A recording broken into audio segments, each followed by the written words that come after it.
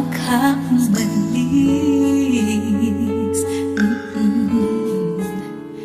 Hawakan mo ang aking kamay at muli mong hagkan bago ka lumisan.